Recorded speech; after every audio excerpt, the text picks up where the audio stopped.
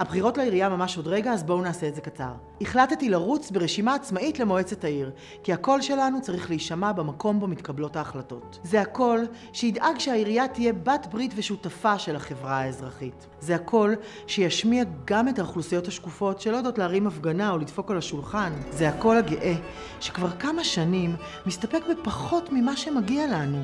זאת האמת. מצעדים זה חשוב וזה כיף, אבל הבעיות האמיתיות שלנו הן תעסוקה וביטחון אישי, התמכרויות ובדידות, בריאות הקהילה, וגם תקצוב, כן, מגיע לנו הרבה יותר. זה הקול שלנו אנשים, 51% מהעיר הזו. כן, תל אביב יפו היא עירייה שמאמינה בשוויון, אבל התפקיד שלנו, נבחרות הציבור, הוא לראות כל הזמן וכל הזמן את הצרכים של אנשים שאינן מיוצגות, ולוודא שהתקציב העירוני נבנה בראייה מגדרית ולהגן עלינו במרחב הציבורי. זה גם הקול שצועק בכל מוצאי שבת, נפלתם על הדור הלא נכון. כי אנחנו במלחמה עכשיו, במלחמה על תל אביב יפו כבירה הדמוקרטית והליברלית של ישראל. ובשנים הקרובות זאת תהיה האחריות שלנו, נבחרי הציבור בעירייה, להוביל את הקרב על הדמוקרטיה. זה הקול שלי, אישה, לסבית, פמיניסטית, אקטיביסטית. ובשביל להשמיע את הקול שלי, אני צריכה את הקול שלכם.